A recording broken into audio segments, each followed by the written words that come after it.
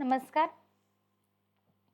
सूतिकावस्था स्तन्य प्रकरण के दूसरे भाग को शुरू करते हैं हम अब, जिसमें स्तन्य की शारीर क्रिया देखेंगे।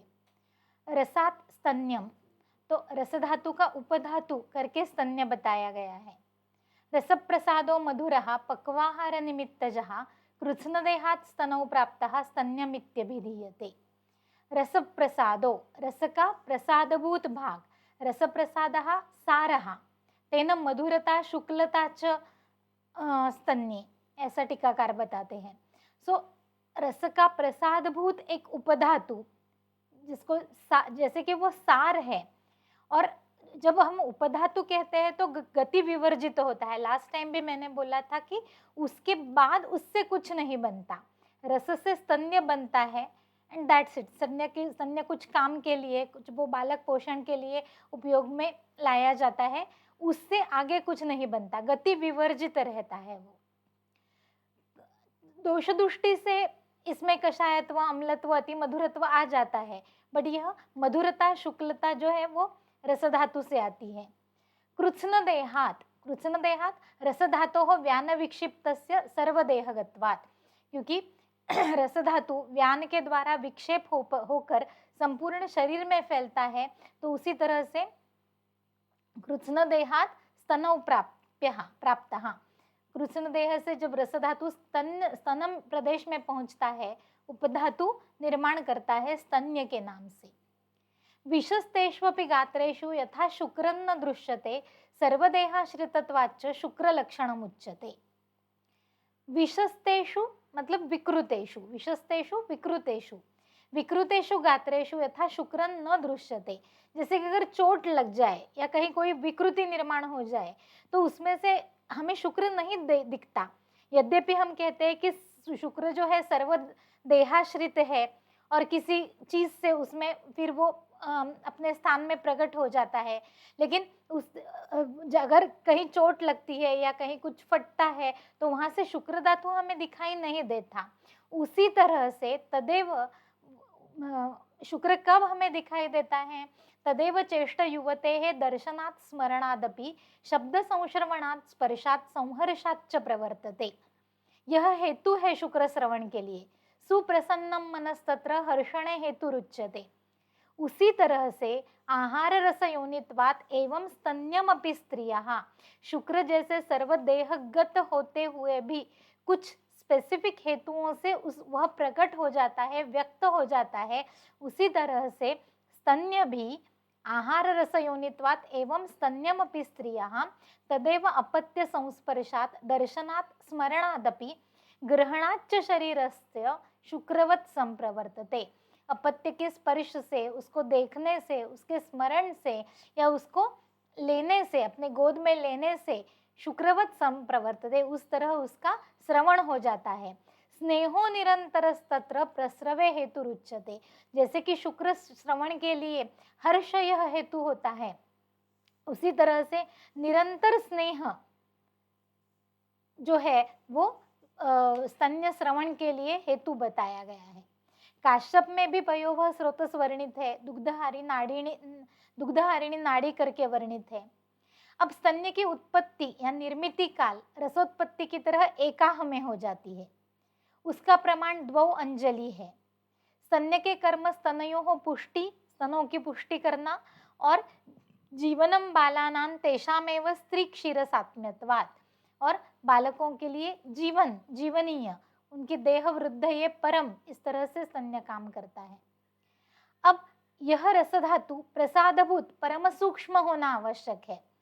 तत्र पांचभौतिकस्य, चतुर्विधस्य, षड्रसस्य, द्विविधवीर्यस्य, अष्टविधवीर्यस्य वा अनेक गुणोपयुक्तस्य आहारस्य यस्तेजोभूत सारः परम सूक्ष्मः स रस इत्युच्यते।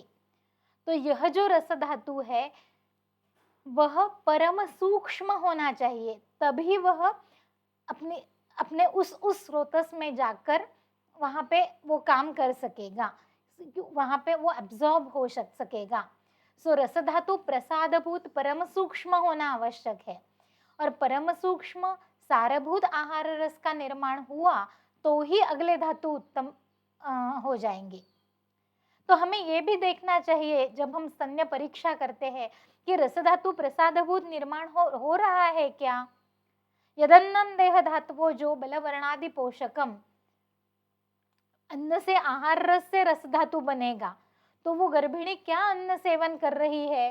देह धातु ओज वर्ण बल वर्णादि पोषकम, ऐसी तरह सा का आहार उसे सेवन करना चाहिए। तो एक्चुअली वह ऐसा अन्न सेवन कर रही है क्या। तत्र अग्नि ही हेतु आहारात नहीं अपक्वाद आहाराद रसादयः। तत्र अग्नि ही हेतु आहारात, उसका अग्नि कैसा है। जैसे हमने पहले भी देखा कि गर्भिणी अवस्था में भी अति स्निग्ध, अति गुरु, अत्याशन, इस प्रकार के बहुत सारे हेतु देखने को मिलते हैं। संतर्पणोत्था अनेक हेतु देखने को मिलते हैं। अग्नि का विचार किए बिना संतर्पण आहार गर्भिणी को दिया जाता है।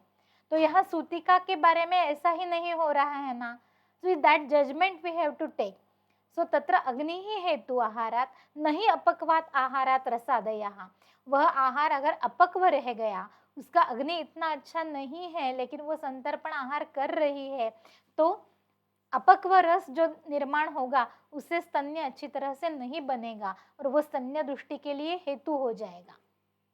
अब यहाँ पे इस स्लाइड पर स्तन्य दृष्टि के हेतु दिए गए हैं। अतिमात्र अध्यशन, अतिमात्राशनम पुनः सर्वदोष प्रकोपणम।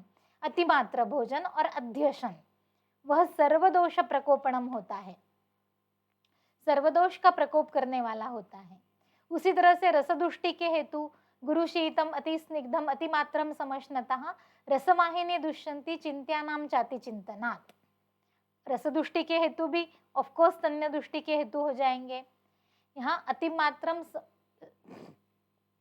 पहले आया हुआ है, फिर से अतिमात्रम रसदुष्टि के हेतु के लिए आया है। फिर अत्यंबुपान, शुष्कान्न सेवन, माता से स्तन्य पोषणार्थ आने वाली सीरा या रसायनी में अवरोध होना, और ग्रंथ में वाग्भट उत्तर तंत्र 1 में जो स्तन्यनाश के हेतु दिए गए हैं, शुक क्रोध लंघनायासा स्तन्यनाशश्च हेतवः। वह शुक मतलब शोक, अगर माता शोक में है तो स्तन्य का निर्माण अच्छी तरह से नहीं होगा। वो क्रुद्ध है, क्रोधित है, तो अच्छी तरह से स्तन्य का निर्माण नहीं होगा। वह लंघन कर रही है, अपतर्पित है, तो डेफिनेटली रसधातु पर्याप्त उत्पन्न नहीं होगा, तो उससे स्तन्य का पोषण नहीं होगा। लंघन कर रही है, आयास कर रही है, इसीलिए सूतिका को 1.5 महीने तक, 2 महीने तक, या जब तक वो अपने 1 साल तक, जब तक वो अपने बच्चे को स्तन्यपान करा रही है, तब तक विश्राम लेने की या बहुत कम आयास करने के लिए कहा जाता है, क्योंकि आयास करने के बाद स्तन्य कम होने लगता है। तो ये सब स्तन्यनाशश्च हेतवः बताए गए हैं। काश्यप बताते हैं मातुः अपचारात् जन्म बल प्रवृत्ताः रसकृताः वा दौरुदापचारकृताः। मातुः अपचारात्, माता के अपचार से इस तरह के व्याधि निर्माण होते हैं। तो इन सब हेतुओं से, अभी जो हमने लिस्ट लास्ट स्लाइड में देखी, तो इन सब हेतुओं से अग्निमांद्य हो जाता है। फिर परम सूक्ष्म रस निर्मिति जैसे हमें अपेक्षित है, अगर इस तरह का परम सूक्ष्म रस का निर्माण हो गया तो अगला अगला धातु, उसके उपधातु बनने में एक सृष्टता रहेगी, एक स्रोत शुद्धि रहने के बाद अच्छी तरह से वो धातु उत्पन्न होंगे, तो फिर परम सूक्ष्म रस निर्मिति नहीं होती और उपधातु अच्छे नहीं बनते। आधुनिक विज्ञान की सहायता से प्रकट हुए अनुक्त भाव विशेष जैसे कि हॉर्मोन्स, अभी सभी ये स्तन्य दृष्टि, रजो दृष्टि, इन सब के लिए हॉर्मोन्स बताए जाते हैं कि यह हेतुभूत है, यह हार्मोनल इम्बैलेंस की वजह से यह हो रहा है। तो ये जो अब हम जानते हैं कि ये भाव विशेष है, हॉर्मोन्स वगैरह, वो भी अपक्व आहार रस से कभी भी कदापि ही निर्माण नहीं होते। तस्मात् अग्निम सदा रक्षेत, अग्नि से पक्वाहार, पक्व रस की निर्मिति होनी चाहिए, उससे अच्छा है रस धातु बने तो उसके आगे स्तन्य की निर्मिति अच्छी तरह से होगी। अब सम्यक स्तन्यपान विधि कब से देना चाहिए, कहते हैं धमनीनां हृदिस्थानां विवृतत्वाद अनंतरम चतुरात्रात् त्रिरात्रात् वा स्त्रीणां स्तन्यः प्रवर्तते। 3-4 के बाद, प्रसूति के बाद 3-4 दिन के बाद वह स्रोतस विकसित हो जाते हैं, विवृत हो जाते हैं और स्तन्य का प्रवर्तन होने लगता है। तो कब से देना चाहिए? तीसरे या चौथे दिन से बालक को स्तन्यपान कराना चाहिए। कदा पर्यंत देना चाहिए? अथ एनम जातदशनम क्रमात् अपनयेत् स्तनात्। जब बच्चे को दांत आने लगते हैं, बालक को दांत आने लगते हैं, तब क्रमात्, क्रम से, एकदम से छुड़वाना नहीं है, क्रम से उसको अपनयन करना है, धीरे धीरे से कम करना है। इस सूत्र में स्तन्य प्रसरव के हेतु बताए हैं। आहार रस योनित्वात् एवं स्तन्यम अपि स्त्रियः तदेवापत्य संस्पर्शात् दर्शनात् स्मरणादपि ग्रहणाच्च शरीरस्य शुक्रवत् संप्रवर्तते स्नेहो निरंतरस्तत्र प्रसरवे हेतुरुच्यते। यह हमने पहले भी, पहली स्लाइड में भी जहाँ पे शुक्र का कंपैरिजन स्तन्य से किया गया था, वहाँ भी हम ये देख चुके हैं। तो यह इम्पॉर्टेंट है कि स्नेह बना रहना। अगर वात्सल्य वहाँ पे माता के पास वात्सल्य नहीं है तो वह स्तन्य प्रसरवण नहीं होगा वहाँ पे। So that is very important. फिर हमें परीक्षण करना चाहिए। स्तन संपत के लक्षण जो दिए हैं, नात्युर्ध्वो नातिलंबौ अनतिकृशौ अनतिपीनौ युक्त पिप्पलकौ सुख प्रपानौ चेति स्तन संपत। तो बहुत ऊर्ध्व गए हुए, अति लंबमान, अतिकृश, अति स्थूल, अति पीन, यह इस तरह से नहीं होने चाहिए। बालक को अच्छी तरह से स्तनपान कर सके इस तरह के वो होने चाहिए। तो यह परीक्षण गर्भिणी अवस्था में करना अति आवश्यक है। स्तन्य संपत भी एक इम्पॉर्टेंट चीज है देखने में। स्तन्य संपत तो कई बार स्तन संपत होती है रुग्णा, लेकिन स्तन्य संपत नहीं होती। सो इन दोनों का परीक्षण करना जरूरी होता है। स्तन्य संपत तो प्रकृति वर्ण गंध रस स्पर्शम, जैसे कि हमने शुक्लता, मधुरता ऐसे स्तन्य के गुण देखे, तो उस तरह से वो प्राकृत वर्ण का, प्राकृत गंध का, प्राकृत रस का और प्राकृत स्पर्श का होना चाहिए। उदपात्रे च दुह्यमानम उदकम व्येति। उदपात्रे, अगर पानी में वह डाला जाए तो वह पानी के साथ घुल जाता है। प्रकृति भूतत्वात् ततः तत्पुष्टिकरम आरोग्यकरम चेति स्तन्य संपत। वह प्रकृतिभूत स्तन्य है, वह बालक की पुष्टि करने वाला, उसको आरोग्य देने वाला है। अब स्तन्य परीक्षा कैसे करें? अतः अस्याः स्तन्यम अपसु परीक्षेत। पानी में उसकी जांच करनी चाहिए। शुद्ध स्तन्य जो होता है वो शीतल होता है, स्पर्श को अमल होता है, उसमें कुछ कोई रंग नहीं दिखाई पड़ता, धूली ऐसा वगैरह नहीं दिखाई पड़ता। तनु होता है शंखावभासम, शंख की तरह श्वेत होता है। अपसुन्यस्तम एकीभावम गच्छति, अगर वो पानी में डाला जाए तो पानी के साथ एकीभूत हो जाता है। अफेनिलम, फेन उसमें नहीं रहता। अतंतुमत, तार उसमें नहीं रहती, तंतुमत नहीं रहता। न उत्प्लवते, वो पानी के ऊपर तरंगता नहीं है। न अवसिदति, पानी में बैठता नहीं है। तेन कुमारस्य आरोग्यम शरीरोपचयम बलवृद्धिश्च भवति, और उससे फिर कुमार का आरोग्य, शरीर उपचय और बलवृद्धि होती है, ऐसा सुश्रुत कहते हैं। अब स्तन्यपान कैसे करें? स्तनम अतः मंत्रोपमंत्रिते दक्षिणम पातुम पुरस्तात् प्रयच्छेत। दोनों स्तनों में से स्तन्यपान करें, राइट। लेकिन पहला आरंभ प्रथम दक्षिण स्तन से करें। प्रथम थोड़ा स्तन्य परिश्रुत कर ले। जब बालक को आप स्तन्यपान करने के लिए बैठेंगी तो थोड़ा सा निकाल देना चाहिए। स्तन्यपान बैठकर ही करें, लेटकर नहीं। देन स्तन्यपान के बाद बालक को ऐसे सीधा करके, खड़ा करके उद्गार प्रवर्तन करवाएं। इस तरह का करना बहुत जरूरी है, अदरवाइज वो उल्टी हो कर सकता है। हर 2-3 घंटे बाद प्रायः स्तन्यपान कराएं। स्तन्या भावे क्या लेना है? तो एक तो अगर मातृस्तन्य उपलब्ध नहीं है तो धात्री स्तन्य के लिए उन्होंने कहा है। फिर स्तन्या भावे पयश्छागम गव्यम वा तद्गुणम पिबेत ह्रस्वेन पंचमूलेन स्थिर या वा स्थिरायुतम। स्तन्य अगर प्राप्त नहीं होता है तो छागपय, छागपय लेने के लिए बोला है, या गोदुग्ध गव्यपय लेने के लिए बोला है। लेकिन वो किस तरह से लेना है? ह्रस्वेन पंचमूलेन युतम, ह्रस्व पंचमूल से सिद्ध करके, स्थिरया वा स्थिरायुतम, या फिर स्थिरा से, शालीपर्णी से उसको सिद्ध करके, उसको संस्कारित करके फिर उस दुग्ध का पान बालक को कराना चाहिए। व्यवहार में विडंग का भी उपयोग इसके लिए किया जाता है। 3-4 विडंग के दाने धोकर फिर वो दूध में मिलाते हैं और फिर बॉईल करके वो दिया जाता है। व्यवहार में आधा दूध और आधा पानी लेते हैं प्रथम, उसको विडंग, शालीपर्णी या रस्व पंचमूल के साथ उबालते हैं और वो छान कर दिया जाता है। फिर धीरे धीरे बालक के लिए पानी कम करके दूध की मात्रा उतनी ही रखनी है।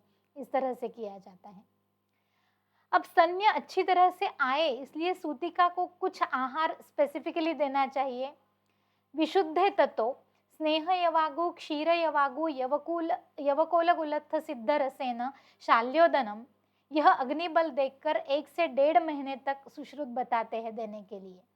स्नेह यवागु, क्षीर यवागु, यवकोल कुलत्थ सिद्ध मांस रसेन शाल्योदनम, यवकोल कुलत्थ इस रस से सिद्ध करके शाली चावल उसको देना है। मांसरस बनाना है और उस मांसरस के साथ शाली चावल देने हैं अग्निबल को देखकर। व्यवहार में यूजुअली पहले दिन तक कच्चा गोंद गोघृत में खलते हैं और केसर उसको मिलाते हैं और 1 चम्मच घी के साथ वो दिया जाता है। बाद में शुंठी, घृत और शर्करा सुबह सुबह दी जाती है।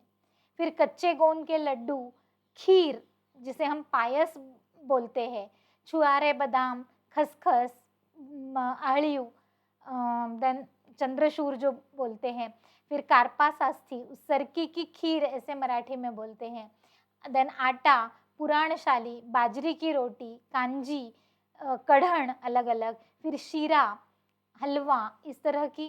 फिर कुछ महीने, 1-आध महीने बाद मेथी के लड्डू, गोंद के लड्डू, इस तरह से सूतिका के लिए आहार दिया जाता है, जो उसकी गर्भाशय का प्रत्यास्थापन होने के लिए भी और उसका जो वात बढ़ा हुआ है शरीर में उसको मधुर, स्निग्ध, पिच्छिल ऐसे रसों से, ऐसे गुणों से उसको स्थिर और दृढ़ करने के लिए भी और स्तन्य को बढ़ाने के लिए भी और गर्भाशय शुद्धि के लिए भी, इन सब का मिलाप करके इस तरह का व्यवहार में दिया जाता है आहार। फिर यह स्तन्य गुण है। नार्यास्तु मधुरम स्तन्यम कषायानुरसम हिमम नस्यश्चाश्चोतनयोः पथ्यम जीवनम लघुदीपनम।